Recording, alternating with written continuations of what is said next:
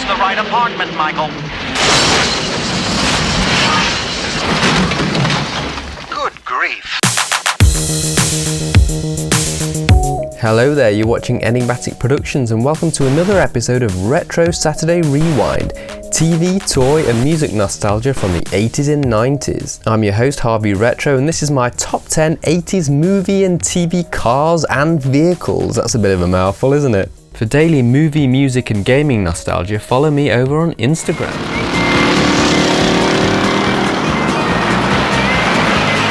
If you're like me and you grew up in the 80s, it wasn't always the actors that were the stars of your favourite TV shows and movies.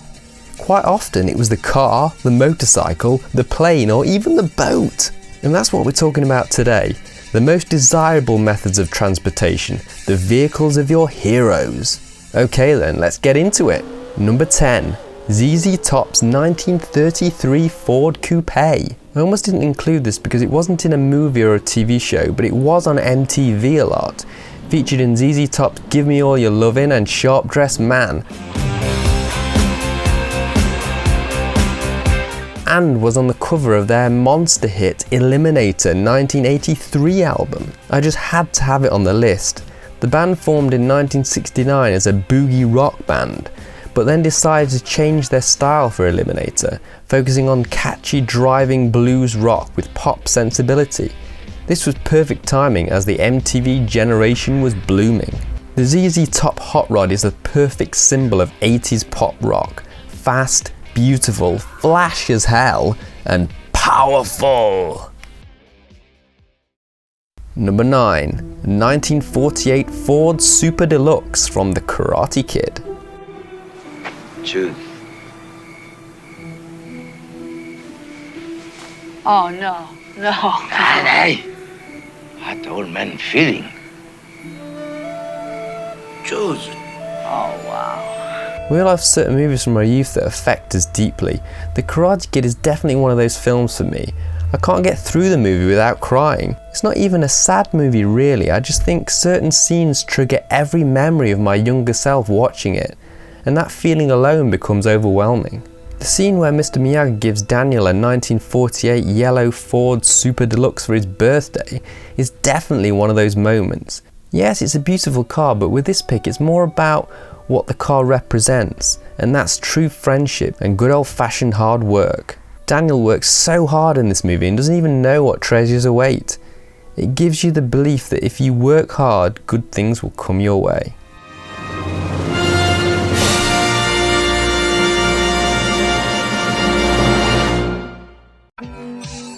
Number 8. The Street Hawk motorcycle.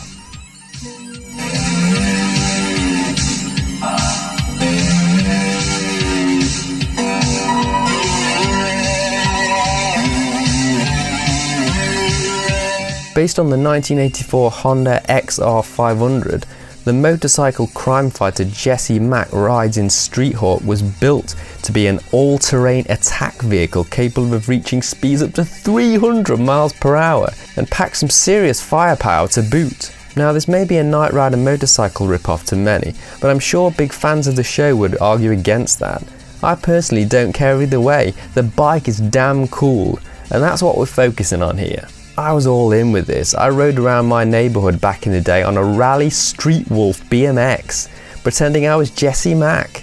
If you're not familiar, this was a pretty average BMX with a load of plastic gimmicky tat on it to make it look super powered. Avoiding the Street Hawk license, of course. I kept that thing for years. One day I decided I was too old for all that novelty stuff and decided to strip it down to its bare frame. Have you ever seen a Rally Street Wolf without its flashy plastic? It's Pat Sharp without a mullet, friends, an empty shell.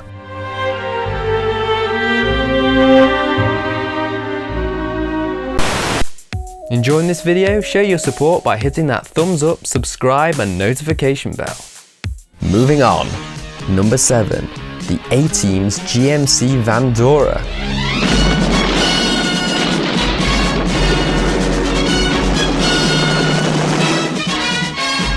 From 1983 to 1987, there wasn't many people who didn't love the Soldiers of Fortune, B.A., Hannibal, Murdoch and The Face. And the black GMC Vandora they drove is definitely iconic.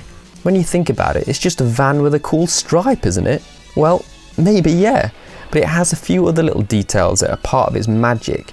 The red turbine mag wheels, rooftop spoiler, and you know, the fact that it's driven by frickin' Mr. T. While we're on the subject of the ATeam, we cannot ignore the Faceman's white Corvette C4 with the red stripe. It's certainly striking in its own right. It's funny really, with these guys being wanted felons, you'd think they'd want something a little more discreet maybe, instead of these huge exclamation marks on wheels, but hey, where's the fun in that? Number 6, the Purple Rain motorcycle.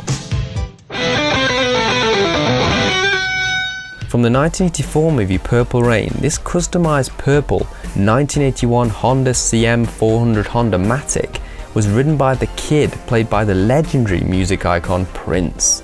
If you haven't seen the movie, most people will be aware of this bike from the Purple Rain album cover. The thing I love about this motorcycle is that it's so Prince. It looks like one of his crazy outfits.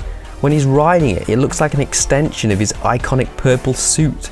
It's like a Prince transformer, and who could forget that entrance?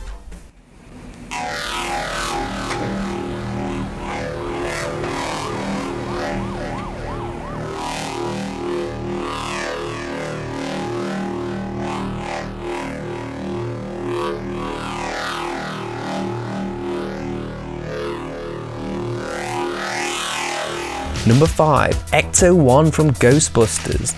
The 1959 Cadillac ambulance/hearse, known as Ecto 1 in Ghostbusters, is one of the most iconic cars in movie history. Everybody can relax, I found the car. First teaser trailer for the upcoming movie barely featured anything but this beautiful machine. It's that important. Car designs from the 50s have a special kind of magic even in their regular form. So with the added features like the Ghostbuster tech mounted on the roof rack and the awesome paint job featuring that unforgettable logo, the car morphed into something truly memorable.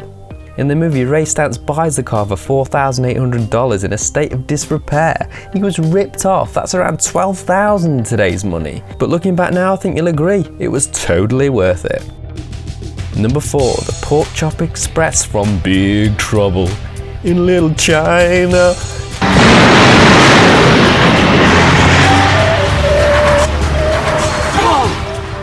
Sorry. Don't you know how to drive this thing? Relax. The 1985 Freightliner FLC 120 may just seem like a truck to some people, but to old Jack Burton, it's the most important thing in the world.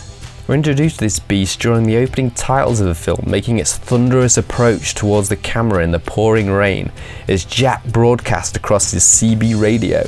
Have you paid your dues, Jack? Yes, sir, the check is in the mail. We're also introduced to the Porkchop Express theme pumping through the speakers. When a vehicle has its own theme on the soundtrack, you know it isn't just a truck, it's a character in the movie. Similar to the ATeam van, this truck earns its charm from little nice touches. It's white with blue streaks paint job, the Porkchop Express logo, and my favourite, the hauling ass grille plate on the front. Perfect. Number 3, Kitt from Knightrider. Knightrider, a shadowy flight into the dangerous world of a man who does not exist. How can we have a list like this without mentioning this beauty? The show Knightrider aired from 1982 to 1986 and featured a customised 1982 Pontiac Trans Am known as KITT, which stands for Knight Industries 2000. I mentioned earlier that the Porkchop Express was like a character. Well, KITT was actually a character with artificial intelligence and the ability to think, learn, interact, and even vocally communicate. KITT was voiced by an uncredited William Daniels, who gave the character a wonderful, witty charm. I hope it's the right apartment, Michael. Good grief. KITT was fantastic to look at with an array of features from its iconic red scan bar on the front to its advanced blinking neon computer dashboard in the interior. The whole package of David Hasselhoff, retro future tech, and the Pontiac Trans Am is simply the quintessential 80s TV image for me. Number 2, the DeLorean from Back to the Future.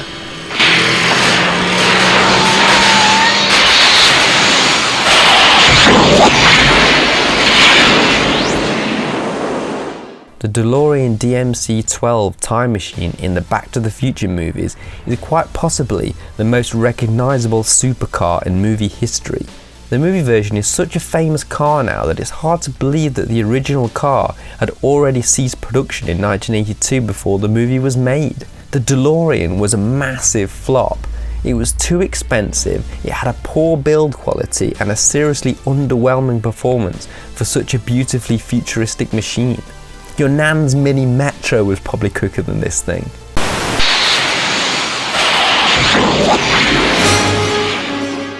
But that's what made it a perfect choice for a sci-fi comedy. Looks like an airplane. Well, when? Even as a kid, when all you knew about cars was their top speed, you knew that 109 miles per hour was pretty embarrassing. It seemed to take forever to get up to that iconic 88 miles per hour too. Your nan would already be at the supermarket before this baby trundled back to the 50s.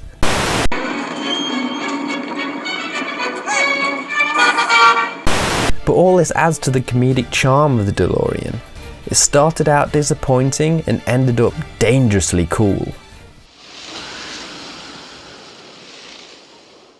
So here we are, we've arrived at the number 1 spot, and for me it just had to be the Batmobile from Tim Burton's Batman 1989. Get in the car.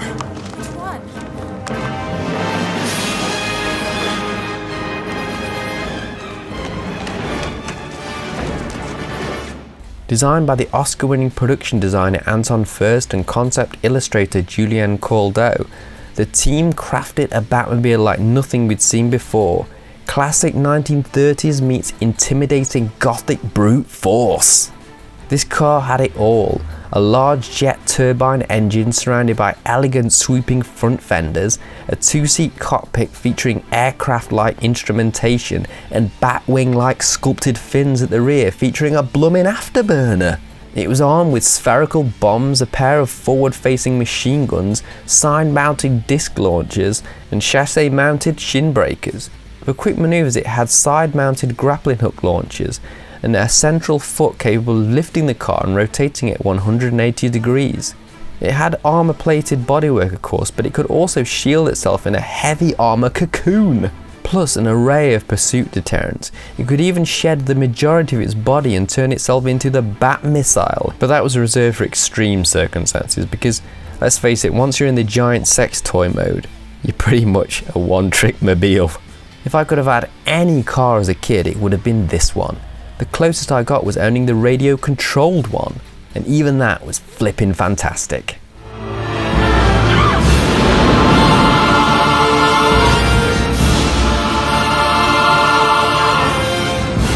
So that's my list. I hope you enjoyed my picks, but this was all my opinions of course, so what are your favourites? Let me know in the comments.